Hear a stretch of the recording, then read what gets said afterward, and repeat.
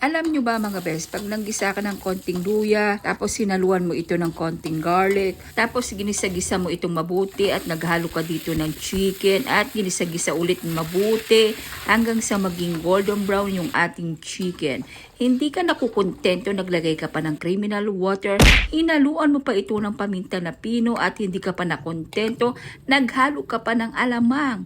Pero inalis mo yung kanyang green chili at hinalo-halo lang na parang ganyan. Tapos yung nakita mong kumukulo na siya, inalis mo yung kanyang takip. Tapos sinalo-halo mo na naman siya ulit. Tapos naglagay ka dito ng peanut butter.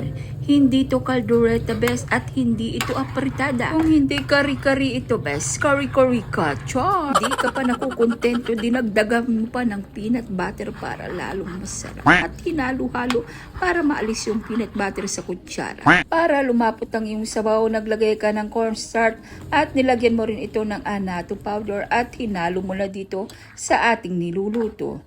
Natural siyempre, hinalo mo ulit na parang ganyan. Talagang puro ka na lang halo, ate best.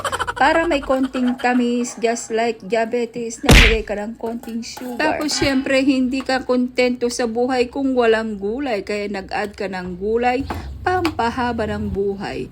Tapos nung kumulo na at malambot na yung ibang gulay, nilagay mo na yung maraming gulay. Katulad ng pechay at kangkong. Oh, best, may kangkong ang ating kare-kare. Ewan ko ba kung anong lasa ito, basta may kangkong yung kare-kare ko. On version ko to best, kung gusto mong gayahin, pwede. Kung ayaw mo, o di wag. Fine, ganon. Tapos pinakulo mo lamang hanggang sa lumambot yung ating mga gulay.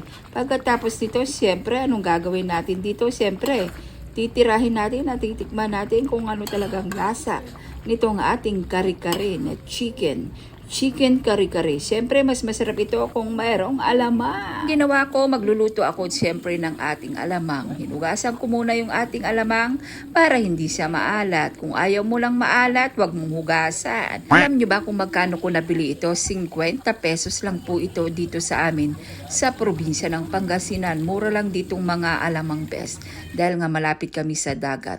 Pagkatapos nito ay ginisa ko siya sa maraming garlic at mantika. At para magbalance yung kanyang alat, naglagay ako dito ng maraming sugar. Kailangan dapat maraming sugar ilagay mo sa alamang best para hindi siya masyadong maalat. Tapos bahala ka na kung gusto mo lagyan ng pampakulay. Pwede rin naman annatto powder o kaya banana ketchup. Pero ito, mas masarap din ito kahit walang kulay. Para natural. Fast forward na tayo mga best, and transfer ko na sa garapon yung ating alamang. At kailangan na tayong kumain dahil oras na. Halika na best, kain na. So ayun lang best, share ko lang. Ingat. God bless. Bye! Lasang peanut butter? Bakit? Wala lang. Ano ba yung luto na yan? Ano? Kare-kare. Good. Good.